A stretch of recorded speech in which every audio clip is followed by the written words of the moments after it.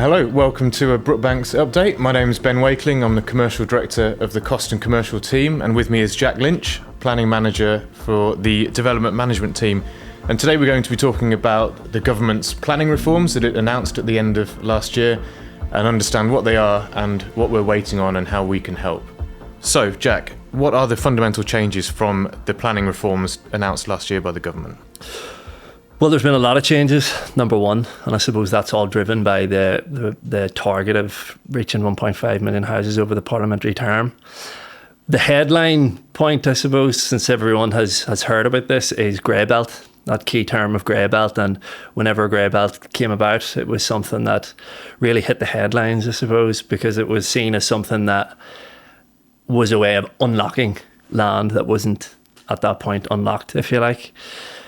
Just to sort of go over what grey belt actually is, it's green belt land, but it doesn't contribute to all the purposes of green belt, those being the 5 purposes.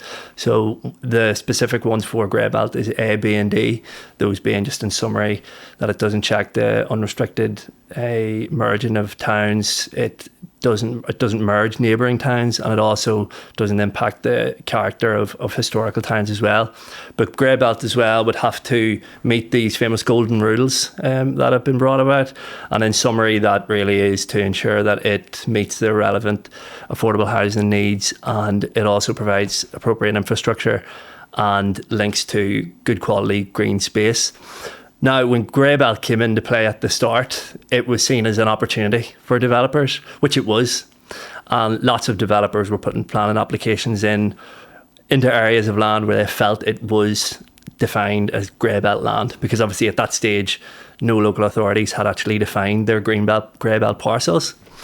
What we've actually started to see come through within the last year, especially in the last 6 months, are a lot of these grey belt decisions come through and allowed at appeal that were maybe initially refused at the local authority delegated stage.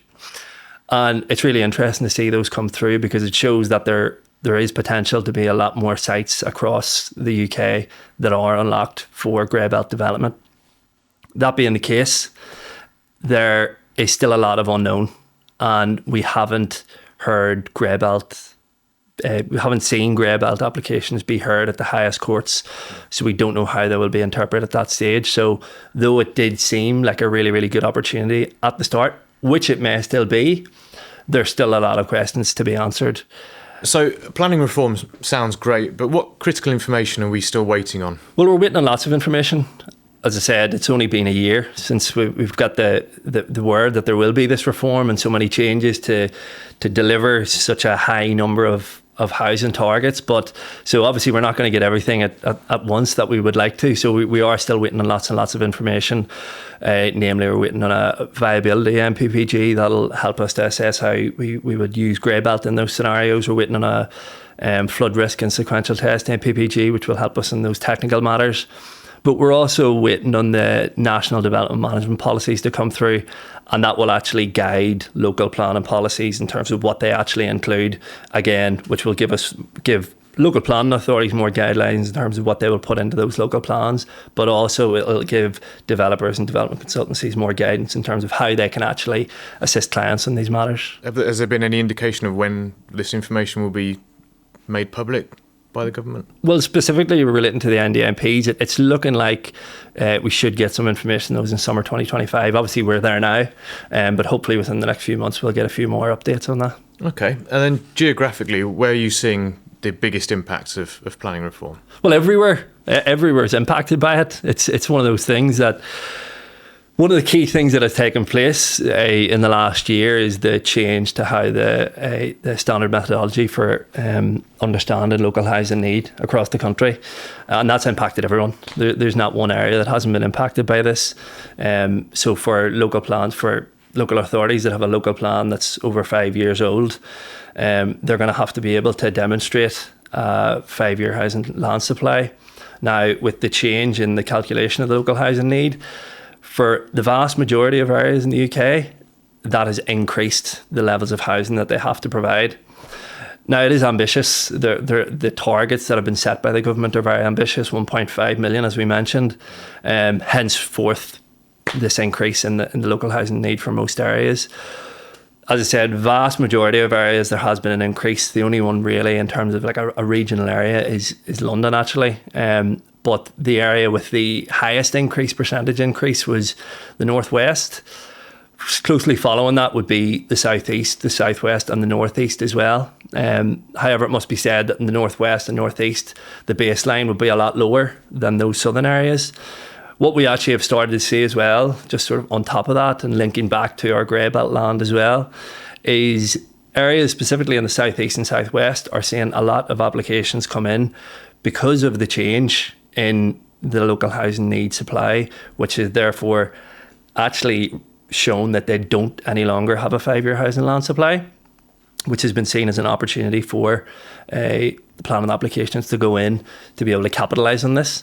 And that also links back to grey belt as well, because the most applications that have been approved on appeal in grey belt is actually in the southeast. So we're seeing a lot of those commuter areas around the home, commuter areas to London, around the home counties is somewhere that we are actually seeing a lot more applications coming in on the back of this change and the impact of the housing land supply. So there's loads of applications going in to meet the housing demand. What about on the planning side of things in the local authorities? Do the planners or do the planning departments there have the resource available to cope with all these applications? Yeah, well, this is a massive issue. We benefit from having a really, really good workforce within our local authorities, really experienced and knowledgeable planners. But the difficulty is we don't have enough.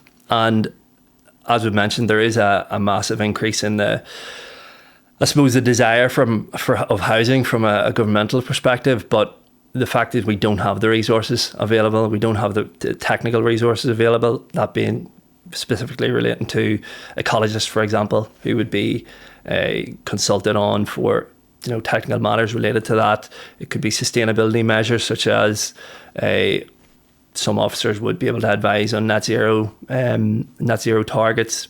There's not enough resourcing for that, so it is a big issue that the government are starting to put things into place to try and overcome that, but it definitely is an issue at the minute. Okay. And then thinking about the government and political influence in general, do you think over the coming years we'll see more political influence in decision making for planning applications, policies and so on? Well, I think we will in some cases, some political, some actually moving away from political in certain ways, but it all branches off speed. It's just to try and get these applications through as fast as we can, not taking away from the way in which they're assessed, but trying to make sure that whenever applications come in, we can process them and determine them as quickly as possible. Within the recent Planning Infrastructure Bill, some of the key things that came into play was the way in which the applications are actually determined, linked to planning committee, how these decisions are actually delegated, trying to delegate more of these to officers through some development corporations are being proposed to be brought in and being able to get involved in a wider array of applications, but also devolution to combined authorities as well. And these are all things that have been put in place to try and speed up the process. Just moving to one example, which is takes place all the time on a weekly basis or a monthly basis, for all these local authorities is planning committees. Maybe an issue at the moment is planning committees regularly deal with applications that can be dealt with by our local planning officers within local authorities. As I said previously, we do benefit from, in the country, having local authorities that have lots of knowledgeable and experienced planning officers that are doing a great job every day, and sometimes these powers are taken away from them. So the changes within the Planning Infrastructure Bill that are proposed look to actually give delegated powers to those officers for specific applications. So your minor residential developments, minor applications, householder applications, and in certain instances under Category B, Section 73 applications and various others that are detailed in there. For us in Brookbanks, unfortunately, that won't really benefit us in many cases, because a lot of the applications we deal with are maybe a little bit larger and would sort of fit into the Category B and maybe not in there at all. However, what it will do is it will mean that less effort and admin has to go into for those local planning officers to get all the other applications that are going to planning committee. They don't need to go there anymore, and they can just delegate the decisions to those as soon as they can, and that'll speed up the process then, making room for more resource to be put towards those larger applications. So again, hopefully just speeding up the process. And what about development corporations? Can you take us through what they are, what their function will be? Yeah, well, development corporations aren't anything that's new. They've been around for years. I believe it was the 1940s whenever they were brought in. Essentially what they are is a statutory body that drives development forward. And this is something that really is a focus with the planning reform, as a body that can identify areas where development can take place, and they'll be able to actually fund and propose development in those areas. And often that actually can be led by mayors within these combined authorities. If they see an area which they feel development would really benefit or would be suitable in a certain area, a development corporation can stand in and really be the leader of development in that area. So I've seen a lot in headlines about the New Towns Task Force. So could you take us through what that is and how it's going? Yeah, well, again, this is a driving force that's come through since we've got the new targets. And the New Towns Task Force are an advisory board for the government to be able to outline where new towns should be proposed, not only to drive housing numbers across the country, but also they're going to be strategically located in places where it would be economically beneficial for that area as well.